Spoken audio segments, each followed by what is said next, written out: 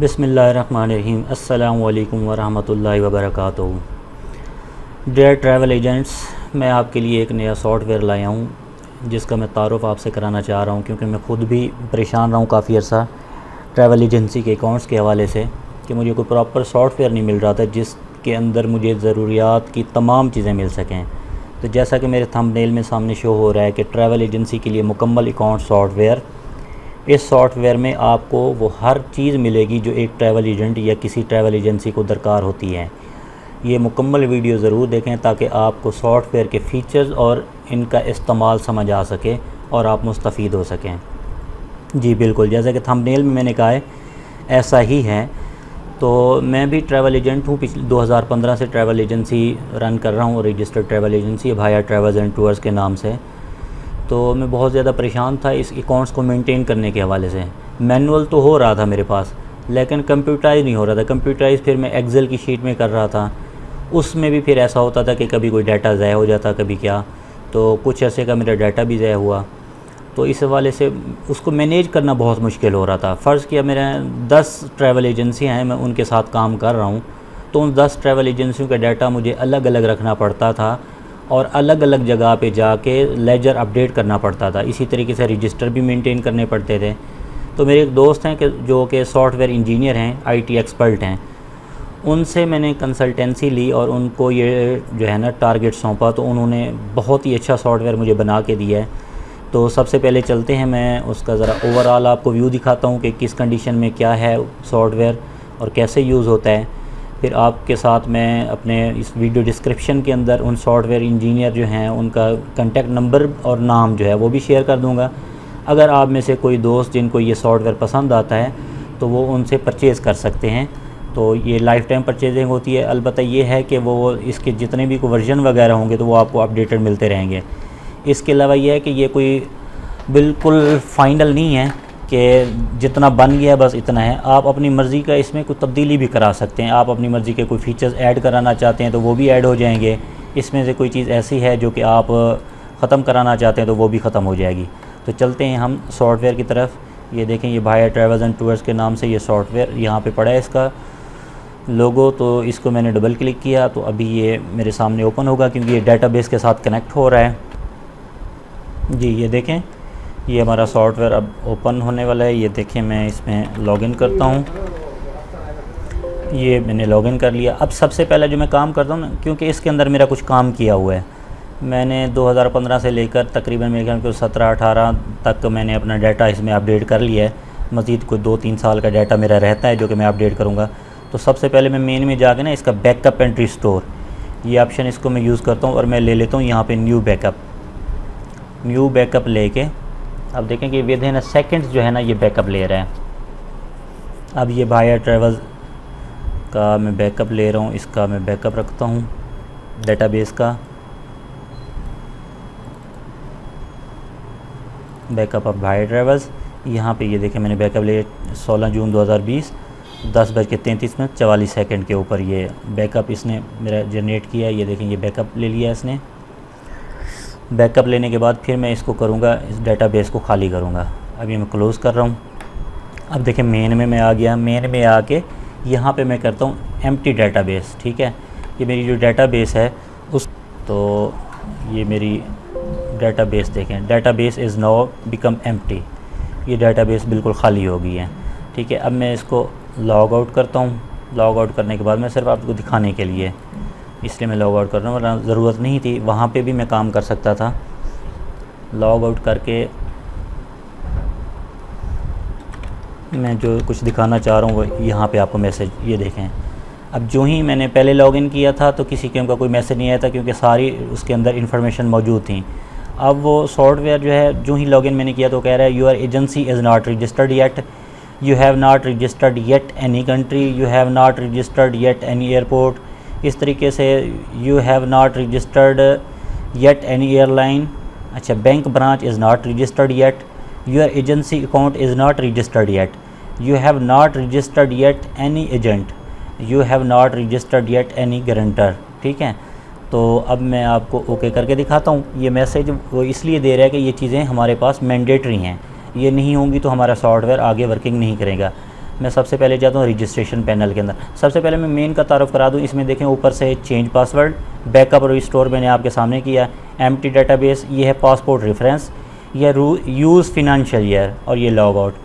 अब देखिए passport reference जो है ये इसमें ये है कि अगर फ़र्ज़ किया आपके पास कोई 1 लाख बंदे का डाटा है, आपके कस्टमर्स हैं 1 लाख तक, 2 लाख, 50,000, 10,000, 20,000, कोई ऐसा बंदा आ जाता है कि वो कहता है कि आप मुझे ज़रा रिकॉर्ड मेरा निकाल के दें कि मैंने आपकी ट्रैवल एजेंसी से क्या क्या एक्टिविटीज़, क्या क्या सर्विसेज ली हैं।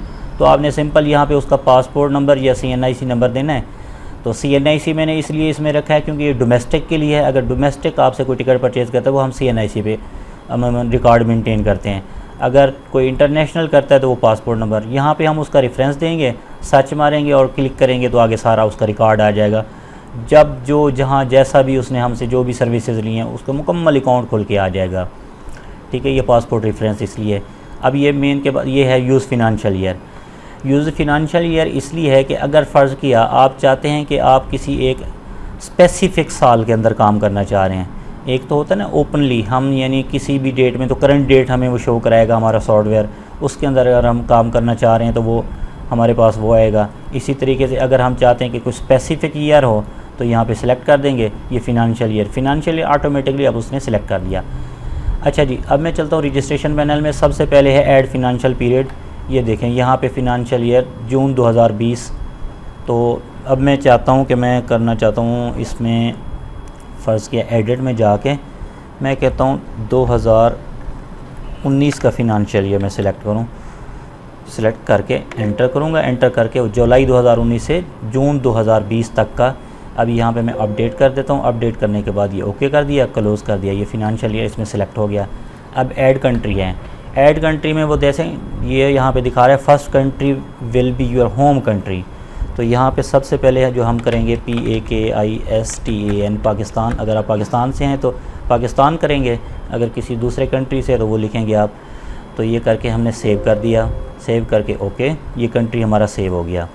दूसरे इसके बाद अब हम जो कंट्री जिस मुल्क के साथ हम काम करते हैं अमूमन, तो अब हम करते हैं कि Saudi Arabia, SAUDI, Saudi ARABIA, Saudi Arabia. तो SA कर देते हैं हम, इसको यहाँ से चेंज कर देते हैं वरना वो ऑटोमेटिकली पहले 3 करैक्टर आपके उठा लेगा। तो ये सेव हो गया सऊदी अरेबिया। इसके बाद आ जाते हैं हम United Arab Emirates, UNITED, United ARAB Emirates. ठीक है जी, तो UAE में इसको सिलेक्ट कर देता हूँ, सेव कर देता हूँ। फ़िलहाल हम कर रहे हैं क्योंकि हमने डेमो करने हैं, जस्ट देखना है। 3 कंट्रीज़ हम इसके अंदर सेलेक्ट कर रहे हैं। तो 3 कंट्रीज सिलेक्ट हमने कर लिए, रजिस्टर्ड कर दिया रजिस्ट्रेशन पैनल के अंदर। ठीक है, ऐड कंट्री। अब है ऐड टूर प्लेसेस। ये टूर प्लेसेस जो है ये है डोमेस्टिक के लिए। अगर हम करना चाह रहे हैं कि पाकिस्तान के अंदर अगर फ़र्ज़ किया मैं डोमेस्टिक टूरिज़म करना चाह रहे हैं तो फ़र्ज़ किया मैं कर देता हूँ इसमें नारान। ये नारान मैंने कर दिया।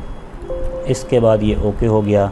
फिर इसके बाद मैं करना चाह रहा हूँ मरी, यानी अगर हमारी कंपनी जो है या आपकी ट्रैवल एजेंसी अगर डोमेस्टिक टूरिज़म में भी काम करती है तो ये यहाँ पे हम इसको भी रजिस्टर्ड करेंगे। ठीक है जी, ये मैंने 2 प्लेसेस जो है रजिस्टर्ड कर दिए हैं। अब है ऐड एयरपोर्ट्स। ऐड एयरपोर्ट्स के अंदर जाके हम सबसे पहले पाकिस्तान के जो हमारे पास हैं मैं करता हूँ कराची एयरपोर्ट KHI ये कोड आ गया। इसके बाद मैं करता हूँ इस्लामाबाद ISB, ये हम IATA कोड ही साथ डालते जाएंगे। इसी तरीके से लाहौर तो LHE। ठीक है जी। अच्छा जी, इसके बाद मुल्तान MUX। ये मैंने 3-4 एयरपोर्ट सेलेक्ट कर दिए यहाँ के। इसके बाद है अब सऊदी अरेबिया। सऊदी अरब का मैं करता हूँ जनाब जिद्दा, JEDDAH जिद्दा, JED। इसके बाद मैं कर दूँ Medina, MEDINAH Medina, MED Medina हो गया। अच्छा जी, अब मैं कर देता हूँ UAE के कोई एयरपोर्ट्स। UAE में मैं करता हूँ दुबई, DUBAI दुबई, DXB। अच्छा जी, इसके बाद करता हूँ मैं SHARJAH शारजा, SHJ शारजा आ गया। ठीक है जी, ये 2 एयरपोर्ट मैंने कर लिए। अब मैं इसको यहाँ से क्लोज़ कर देता हूँ। ये रजिस्ट्रेशन पैनल में हमारा एयरपोर्ट भी आ गया। अब हम करते हैं ऐड एजेंसी। तो ऐड एजेंसी के अंदर सबसे पहले जो है फ़र्स्ट एजेंसी वो हमारी अपनी एजेंसी होगी। मैं करता हूँ Bhaya travels and tours.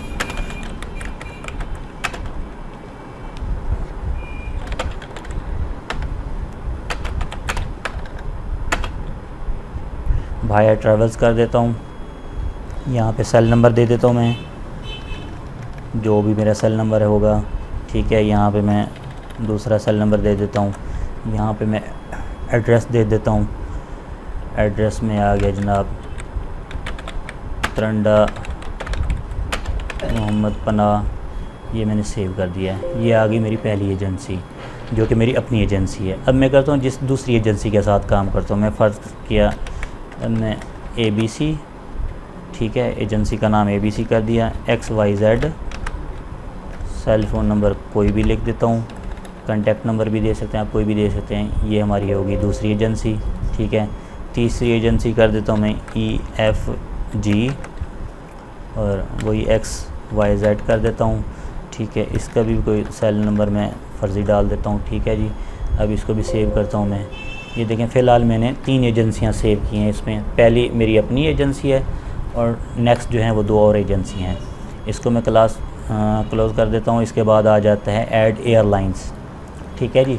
Airlines के अंदर हम सबसे पहले करता हूँ Pakistan international airlines, Pakistan international airlines, ठीक है जी, ठीक है, ये हो गई। इसके बाद मैं करता हूँ इसमें एयरब्लू PA, इसका कोड आ गया।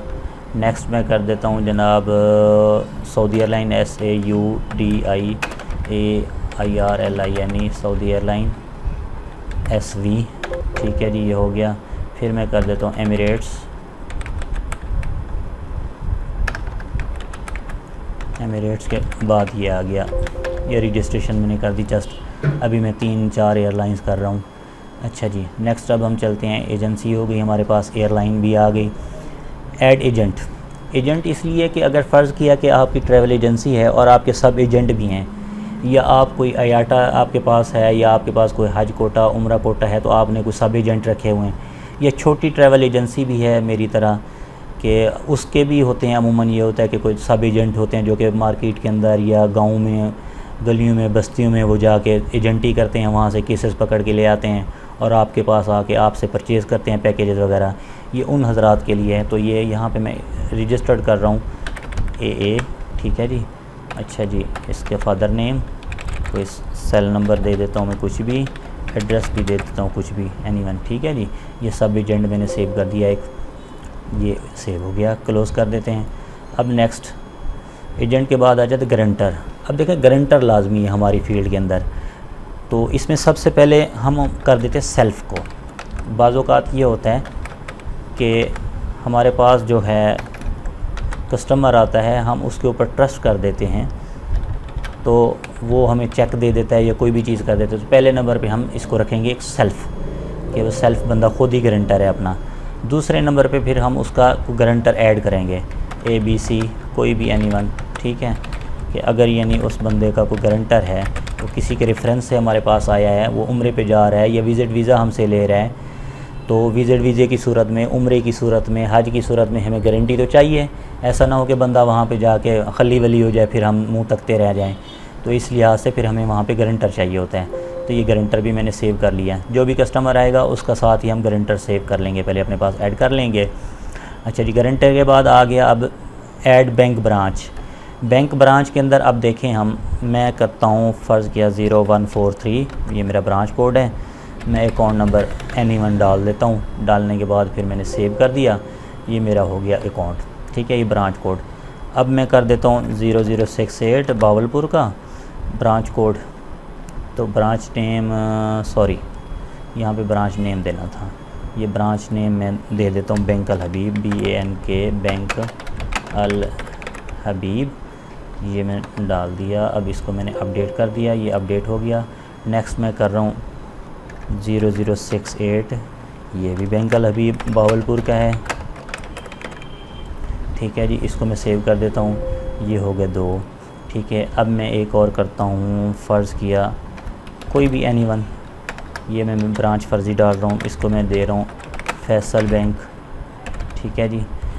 ये हमने ब्रांचेस इसलिए ऐड करनी है ताकि हमारे जितने, ये तो कुछ अकाउंट्स हमारे होंगे, बाकी जितने हमारे वेंडर हैं, यानी जो जिन हज़रात से हम जो सर्विसेज परचेज़ कर रहे हैं, कहीं से टिकट परचेज़ करेंगे, कहीं से उम्रा पैकेज लेंगे, कहीं से कोई वीज़ा लेंगे, तो उनके बैंक अकाउंट्स भी यहाँ पे हम सेव कर लेंगे। उनकी ब्रांचेस पहले करेंगे, ब्रांचेस करने के बाद फिर आ जाता है ऐड बैंक।